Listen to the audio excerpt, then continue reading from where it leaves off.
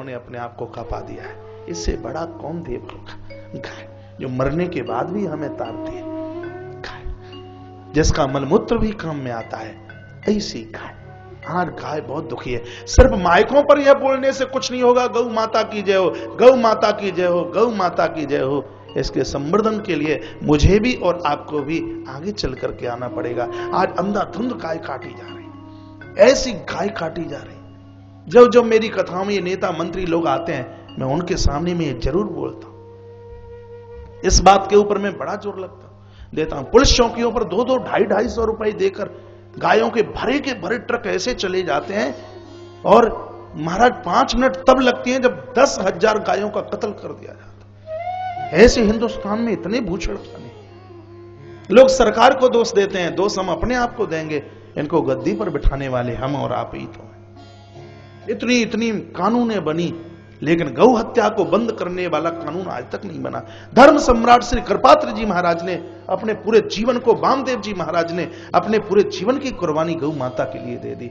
बंधुओं, फिर मैं कहूंगा, गावो विश्वस्य मातरः, ये गाय पूरे विश्व की माता है। गाय बचेगी तो ही यह देश बचेगा। मैंने उस कृष्ण को तो नहीं जाना, वही कैसा होगा, लेकिन अनुभव चिंतन के साथ करता हूं। लेकिन गाय के मध्य में जो कन्हैया की बांसुरी बजती है, उसका मैं एहसास करता हूं। गाय दुखी है, गरीब दुखी है, कन्या दुखी है, और ये बूढ़े माता पिता दुखी है। इनका संवर्धन कीजिए, इनका आदर कीजिए, इनका आशीर्वाद लीजिए, खुशहाली आपको मिलेगी। पितृदोष कुछ नहीं बिगाड़ पाएगा, वास्तु दोष कुछ। आपकी रसोई किधर भी बनी हो, ये मैं दावा करता हूं इस व्यासपीठ से, माता पिता की सेवा कीजिए, गौ माता की सेवा कीजिए। आपके घर में कोई वास्तु दोष नहीं रहेगा, आपकी कुंडली में कोई पितृ दोष नहीं रहेगा, आपकी कुंडली में कोई दोष रह ही नहीं सकता। आप अपने भविष्य के स्वयं निर्माता हैं। आप माता पिता में धक्का दें और ज्योतिषियों के पास में कुंडला लेकर के पहुंच जाएं, इसमें कोई उपाय बता दीजिए। मुझे नहीं लगता कि ज्योतिषी का कुंडला तुम्हारा उद्धार, हमारा आत्म कल्याण कर देगा। मुझे लगता नहीं है, हाँ नहीं लगता, मुझे बिल्कुल भी नहीं लगता। अरे ईश्वर की कृपा जिनके ऊपर है, माता पिता का आशीर्वाद जिनके ऊपर है, अरे ग्रह भी अनुग्रह करते हैं। शनि की वक्र दृष्टि प्रतिकूल नहीं अनुकूल हो जाती है। मेरी कुंडली में काल सर्प योग है, ठीक है, इस परमार्थ में लगे हुए हैं। माता पिता के चरणों में तो रहने का सौभाग्य प्राप्त नहीं हुआ, लेकिन व्यासपीठ पर जब मैं बैठता हूं तो अपने माता पिता के चरणों में तो वंदन करता हूं। मात्र पितृ चरण कमलेभ्यो, मैं यहां से मैं बोलता हूं। इनका आदर कीजिए, इनका मान कीजिए, इनका सम्मान कीजिए। इनके चरणों में सब कुछ छिपा हुआ है। माँ पिता के चरणों में चारों धाम है। आजा आजा यही मुक्ति का धाम है। आइए लौट करके वहीं आए। कुआ कांचो कुआ मड़िर महान, कहां कांच का टुकड़ा, कहां यह भागवत मड़ी, तुम इसके लायक नहीं हो। देवता लोग सीधे परीक्षित के पास पहुंचे। परीक्षित रो पड़े। महाराज परीक्षित ने कहा, मां के गर्भ में जल रहा था अस्वस्थामा के ब्रह्मास्त्र से, तब तो आपके स्वर्ग के अमृत ने मुझे बचाया नहीं। आज आप ये अमृत कुंभ लेके आ गए, मुझे जरूरत नहीं है। जिस गोविंद की कृपा से मेरे पुरखे तर गए। पिता में भीष्म को तो एक दुर्मिल मछली का रूप परीक्षित ने दिया है। 10वें स्कंद के आरंभ में वर्णन किया गया है, जब ऐसे ऐसे अथाह सागर को मेरे पुरखे पांडव पार कर गए, उस भगवान श्री कृष्ण की कृपा के द्वारा मुझे भी उनकी कथा चाहिए। मुझे तुम्हारे इस स्वर्ग के अमृत की कोई आवश्यकता नहीं। ब्रह्मम विष्मम ययु, ब्रह्मा को इतना आश्चर्य तराजू बनाकर तोलना शुरू किया है, लेकिन पलड़ा धरती से उठा नहीं, क्योंकि त्रोधाय प्रविष्टो यम श्रीमद भागवतार्णवम। भगवान तो अंदर से भागवत रूपी समुद्र में प्रवेश कर गए। देवर्षि नारद को बुलाया गया, कहा ऐसी भागवत लुप्त हो रही है जिसने परीक्षित का उद्धार किया, इस भागवत का तो प्रचार होना चाहिए। देवर्षि नारद इसी वृंदावन में आए हैं, इसी वृंदावन में, यही यमुना का पावन पुलिन तट था। बाबा नारद जा रहे थे, एक अबला बिलख रही थी। इसने नारद को जाते हुए देखा, का भो भो साधु छड़म तिष्ठा। मां चिंताम पिनाशयाम दर्शनम तब लोकस्या सर्वतागहरम पर। गुरुजी आपके दर्शन मात्र से मुझे लगता है कि मेरे पाप कट गए। आपने बड़ी कृपा की है। नारद ने देखा कौन बुला रहा है। आप संत तब है, आप अपने कार्य में कितने भी व्यस्त हो, कोई दुखियारा बुलाता है, 1 मिनट उसकी सुनिए। बेटा ऑफिस जाता है, मां बुलाती रह जाती है, पिता बुलाते रहते, कहा मम्मी समय नहीं है। मैंने तो देखा है जो जीवन भर माता पिता बच्चों के लिए करके चले जाते हैं, उनका शरीर छूटता है, बेटा मुंबई से फोन करता है अंतिम संस्कार कर दो, छुट्टी नहीं मिली, 13 दिन के बीच में किसी न किसी दिन आ जाऊंगा। बच्चों के लिए मां बाबू जी दुनिया छोड़ के चले गए, लेकिन बेटा मां बाबू जी के लिए 13 दिन छोड़ने को तैयार नहीं। होता है ऐसा ही। आपके दर्शन मात्र से शांति मिली है। कहा मां रो क्यों रही है? भक्त जवाब दिया है सबला ने। जब नारद ने पूछा कौन हो तुम? कहा अहम भक्ति ऋतिख्याता इमौ में तनयो मतौ ज्ञान वैराग्य नामान हूं काल योगी न जर्जर। दुनिया के लोग मुझे भक्ति के नाम से जानते हैं, मैं इसलिए रो रही हूं कि मेरे दोनों बच्चे बूढ़े हो गए। आपके पास में माताओं धोती साड़ी न हो आप नहीं रोएंगे, आपके पास पैंट शर्ट न हो आप न रोएंगे, आपको खाने के लिए कुछ भी नहीं हो आप नहीं रोएंगे। यदि आपके बच्चे बिगड़ गए हैं आपकी आंख के आंसू बंद नहीं हो सकते, क्यों हर माता पिता अपनी संतान के लिए ही तो जीता है। आज भक्ति माता भी अपने लिए नहीं अपने 2 बच्चों के लिए रो रही है। यहां कहा है तृतीया का वर्णन है ज्ञान वैराग्य नामानौ काल योगिन जर्जर। अहम भक्ति ऋतुख्याता इमौ द्वितीय तौ, एक नहीं ये दोनों मेरे पुत्र हैं। काल के प्रभाव से ये जर्जर हो गए, बूढ़े हो गए। मैं बहुत परेशान। कहा मां ऐसा कैसे हुआ? एक बार नारायण ने ये कहा था कि मृत्यु लोक बहुत बढ़िया है, तो उत्पन्ना द्रविड़े साहम वृद्धिम कर्णाटके गता। द्रविड़ देश में मेरा जन्म हुआ, कुछ न महाराष्ट्र जीर्णाम गुजराम गता। मराठा में महाराष्ट्र में थोड़ा थोड़ा मुझे सम्मान मिला, लेकिन जीर्णाम गुजराम गथा, गुजरात में तो मैं आके बिल्कुल बूढ़ी हो गई। लेकिन धन्यम वृंदावनम तेना भक्ति नित्यति यत्र च।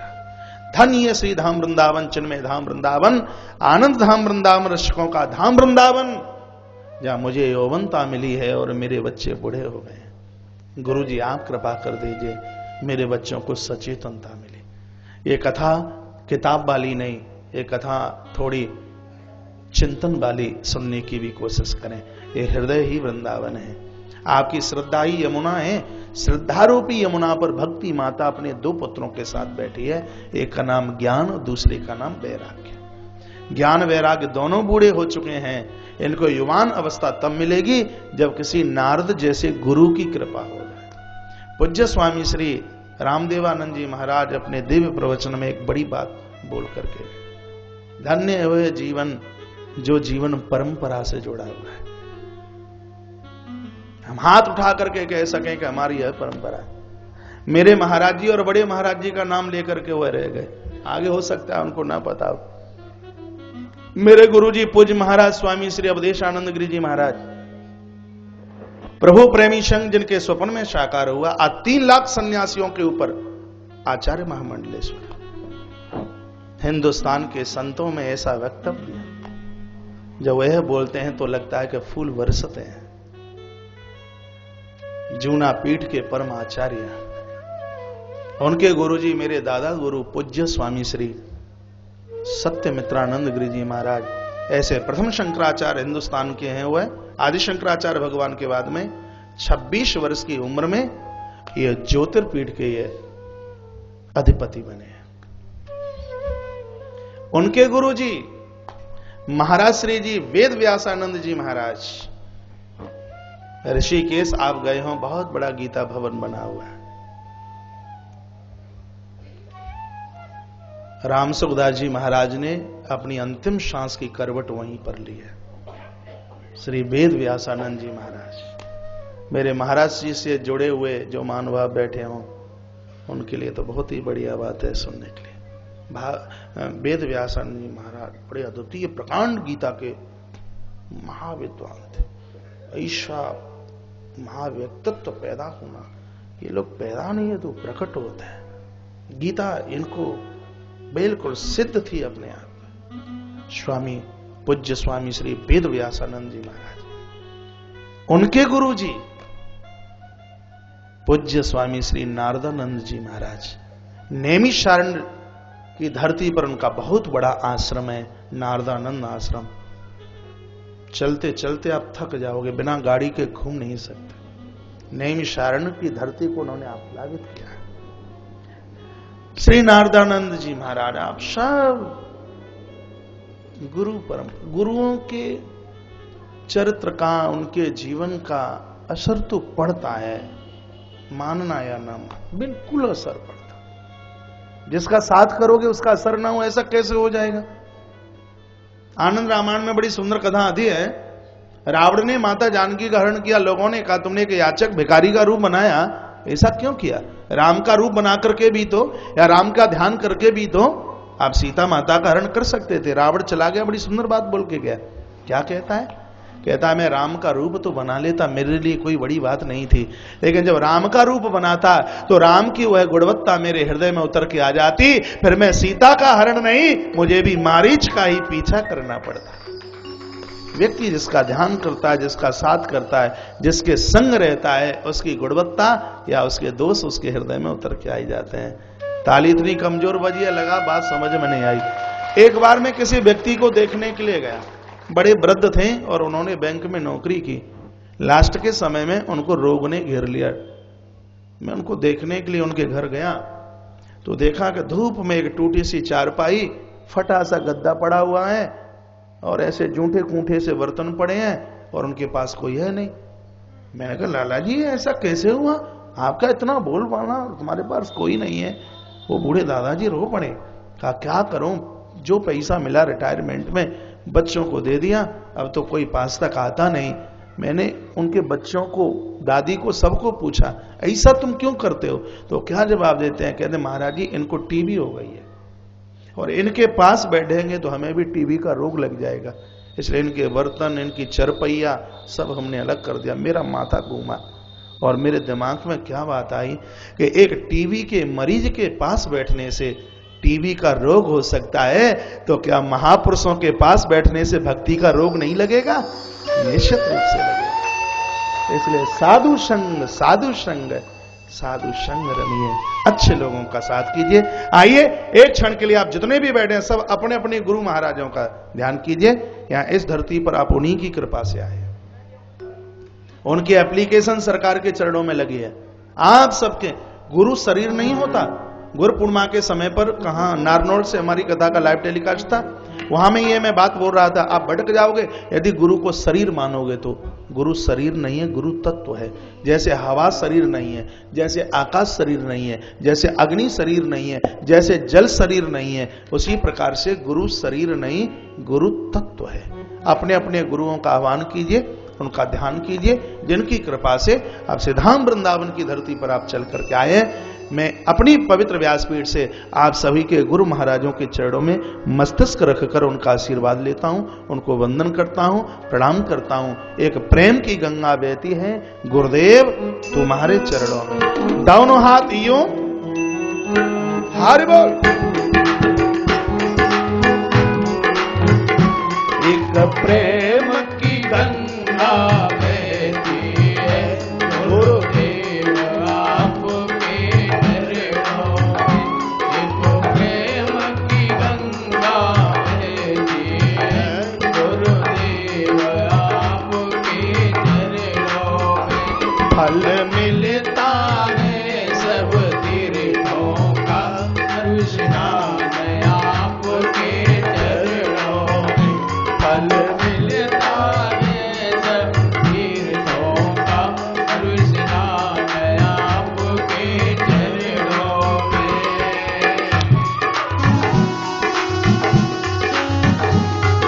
हरि बोल।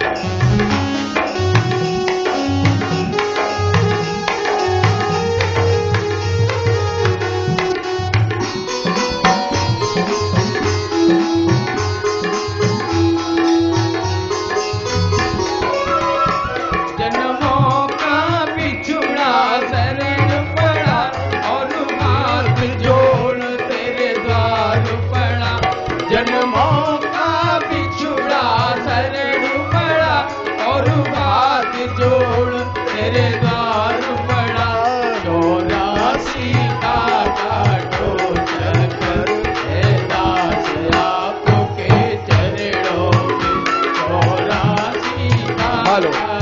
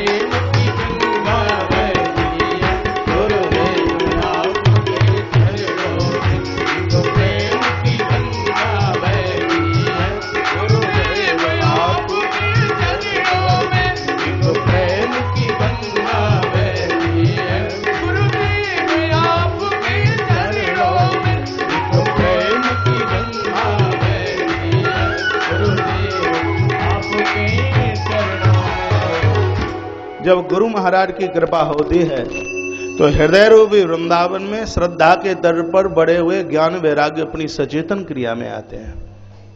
गीतार पाठेर मुहु मुहु, धीमे धीमे गीता जी का पाठ सुनाया। गीता बड़ी विलक्षण है।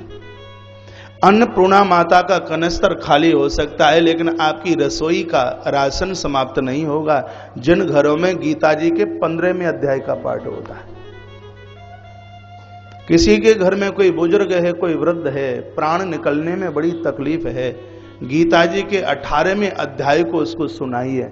यदि आप भी आज से लेकर लास्ट समय तक गीता जी का 18वां अध्याय पढ़ते रहोगे तो प्राण छोड़ने में तकलीफ नहीं होगी। नहीं तो मरने में इतना कष्ट होता है, 20 करोड़ बिच्छू एक साथ डंक मार रहे हो। जन्म लेने में इतना कष्ट होता है, 10 लाख बिच्छू एक साथ डंक मार रहे हो। ये जन्म और मरण के छुटकारे से बचने के लिए ही तो हम भगवत आराधना करते हैं। गीता का बड़ा प्रभाव, 6वें अध्याय का पाठ करने से व्यक्ति निष्कामी हो जाता है। गीता तो गीता ही है। गीतार पाठेर मोहो मोहो, स्वस्ति वाचन भी किया। खड़े तो हुए, धड़ाम से नीचे गिर पड़े। आकाशवाणी हुई, कहा बद्री विशाल जाइए। वहां तुम्हें ऋषि कुमार मिलेंगे और वह इस बात का उपचार करें। देवर्षि नारद सीधे बद्रीनाथ गए हैं। हिंदुस्तान का बहुत बड़ा तीर्थ है बद्री विशाल। कितनी भी आपदा विपदा आई हो, लेकिन लोग उत्तराखंड जाना भूल जाएं, मुझे तो नहीं लगता। मेरे पास समय होता तो कल फिर केदारनाथ बद्रीनाथ पहुंच जाता। जगह ही ऐसी है बद्रीनाथ। इनका नाम बद्रीनाथ कैसी पड़ा सुन लीजिए। सुनोगे कि आगे चला जाऊं? 2 मिनट लूंगा। अब बीच में ये सब बातें आ जाए तो मन भी नहीं मानता बिना बताए। एक बार देवर्षि नारद, ये स्थान जो बद्रीनाथ वाला है ये पहले भगवान शंकर का था। भगवान शंकर पार्वती इस स्थान पर रमण करते, विचरण करते हैं, तप करते। एक बार देवर्षि नारद भगवान नारायण के पास पहुंचेगा, आप सदैव बस क्षीर सागर में पड़े ही रहते हो और ऐसा आलस्य और प्रमादी काहे काम का, ऐसा ना कीजिए, आप तप कीजिए। तो भगवान नारायण ने नागों के सुपुत्र किया मां लक्ष्मी को। सुन लीजिए, आप पहली बार सुनेंगे। मां लक्ष्मी को तो छोड़ा नागलोक में नागों के पास, और भगवान विष्णु चले तप करने के लिए। इसी स्थान पर आ गए जहां आज बद्रीनाथ प्रभु बैठे हुए हैं। तो वो तप्त कुंड जो आज है ये उस समय भी था। भगवान शंकर और मां जगदम्बा स्नान करने के लिए जा रहे थे तप्त कुंड में। भगवान छोटे बच्चे का रूप बना करके वहां बैठ गए। जैसे ही मैया निकली तो प्रभु ने साड़ी पकड़ ली, इशारा कर रहे थे मैया हमें अपनी गोद में ले लो। मैया ने बड़े भाव के साथ में प्रभु नारायण को लिया, छाती से लगाया। शंकर जी ने कहा जिसको तुम लला समझ रहे हो वो लला नहीं, कुछ और ही है। लेकिन माताओं का तो वात्सल्य, रोते हुए बच्चे को मां छोड़ देगी? मुझे तो नहीं लगता। कोई व्यक्ति किसी बच्चे को पीट रहा हो और सामने मम्मी पापा दोनों खड़े हों, आप बताइए रोता हुआ बेटा किसके पास जाएगा? मां के पास। मां का पल्लू जाके पकड़ता है। तो प्रभु ने मैया का पल्लू पकड़ा। भोलेनाथ ने समझाया, मैया मानी नहीं और ले जाकर अपनी कुटिया में बिठा दिया। तब तक हम नहा के आते हैं। तो दोनों तप्त कुंड में नहाने के लिए चले गए और प्रभु ने अंदर से कुंडी लगा ली। मैया आई और बाबा भी आए, कुंडी खटखटाए, लेकिन प्रभु अंदर से खोलते नहीं कुंडी। शंकर जी ने कहा देखो हमने कहा था, अब करो तैयारी स्थान छोड़ने का, ऐसे कैसे हो जाएगा। कहा दरवाजा खोलिए। तब अंदर से प्रभु ने कहा इस जगह आप बहुत आपने तप किया, अब आप यहां से इस पहाड़ के पीछे से आप जाइए और वहां आप वास कीजिए और उस स्थान का नाम ही आज से केदार खंड पड़ जाएगा। ये तो बड़े चक्कर लगा के जाना पड़ता है, नहीं तो बद्रीनाथ और केदारनाथ के बीच में सिर्फ एक ही पहाड़ है, एक ही पहाड़ है। शंकर जी ने श्राप दे दिया, कहा हमारा श्राप है कि इस जमीन पर कूटू के अलावा और कुछ भी नहीं होगा, यहां अन्न तो पैदा होगा ही नहीं, शंकर जी ने बोल दिया। तब भगवान नारायण ने कहा कि जाइए, यहां नहीं होगा तो हम जाकर के नीचे से मंगा लेंगे, दाल वगैरह सब वहीं से। आज भी बद्रीनाथ के दरबार में चने की दाल का बड़ा महत्व है। पुजारी लोग आते हैं ना रेवड़ी के साथ में, जब वह दाल के दाने देते हैं खाने में कितना, ये भगवान नारायण ने इसको वरदान दिया कि मेरे भोग में दाल जरूर चलेगी। जैसे जगन्नाथ भगवान को चावल से प्रिय है, उसी प्रकार से बद्रीनाथ भगवान को यह दौल चने की दाल अतिशय प्रिय है। तत्पश्चात भगवान तप में बैठे, इतनी बर्फ गिरी, इतनी बर्फ कि प्रभु का शरीर पूरा ढकने लगा। मैया लक्ष्मी चली है अपने पति की खोज में, जाके देखा तो भगवान तो बर्फ के अंदर डूबे हुए थे। लक्ष्मी उसी समय बेरिया का वृक्ष बन करके ऊपर छा गई है। बहुत समय के बाद में प्रभु की आंख खुली है। कहा देवी मेरे लिए तुमने भी इतना बड़ा तप किया है, तो ये स्थान मेरे नाम से नहीं, ये स्थान तुम्हारे नाम से जाना जाएगा। वहां भगवान शंकर भी प्रकट हो गए। आज भी बद्रीनाथ के मंदिर के नीचे एक छोटे से मंदिर में प्रभु केदारनाथ है, ये यहां इस जगह प्रकट हुए। कहा तुम्हारा नाम संस्कार मैं करूंगा, आप नारायण हैं, लक्ष्मी बनी है बेरिया बद्री, तो इस स्थान का नाम होगा बद्री, आप इसके स्वामी हैं, इसलिए इस स्थान का नाम होगा, बोलिए बद्रीनाथ भगवान की। तब से इस स्थान का नाम बद्रीनाथ हुआ। एक विशाल नाम का राजा था, उसने इस स्थान पर तप किया, बद्रीनाथ भगवान ने इनको वरदान दिया है, तब से इस स्थान का नाम बद्री विशाल भी पड़ा। हमारे आप विश्वास करना, परसों मैंने भोजन किया था, सुबह से पानी के अलावा कुछ भी नहीं लिया, लेकिन लग नहीं रहा कि रोटी नहीं खाई। अच्छा लग रहा है, बढ़िया लग रहा है। व्यवस्थाओं में कब दिन निकला कब रात निकलती है पता नहीं लगता। हम आपके यहां जाते हैं, महाराज जी आ रहे हैं, महाराज जी आ रहे हैं, कभी कमरा देखेंगे, बाथरूम देखेंगे, रसोई देखेंगे, कोई दिक्कत ना हो जाए, कोई परेशानी ना हो जाए। हमारे आगमन पर आपको अपने घरों में इतनी प्रसन्नता होती है, आप विश्वास करना, आपके आगमन पर भी हमें अतिशय प्रसन्नता है। आप पधारे।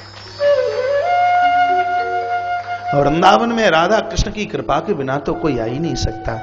बंधुओं, घर पर किसी का रिश्तेदार आ जाए, मित्र बांधव आ जाए, उनकी कितनी खुशामद की जाती है, उनका कितना रेस्पेक्ट किया जाता है। जब मेरे वृंदावन में मेरे बिहारी जी के संबंधी आए हों, उनका तो सम्मान जितना किया जाए उतना कम है, जितना किया जाए उतना कम है। आप मेरे बिहारी जी के बुलावे पर, राधा रानी के बुलावे पर आए, इस हृदय से, वाणी से, तन से, मन से आपके लिए जितना कुछ किया जाए उतना कम है। कथा वृंदावन की है, क्या कहें इसका। वृंदावन धाम पार रटे जा राधे राधे। वृंदावन की लीला नहीं समझे गुरु और चेला, जा में ऋषि मुनि गए हार, रटे जा राधे राधे।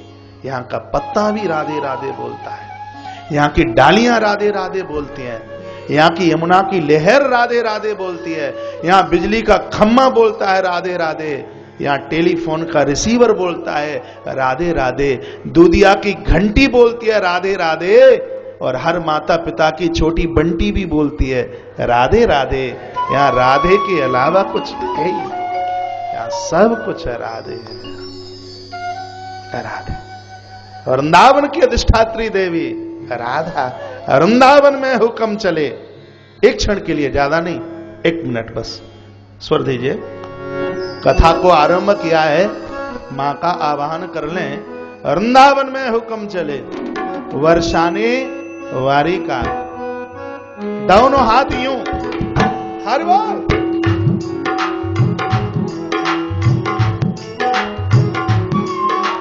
वृंदावन में हुक्म चले बरसाने वाली का, वृंदावन में हुक्म चले बरसाने वाली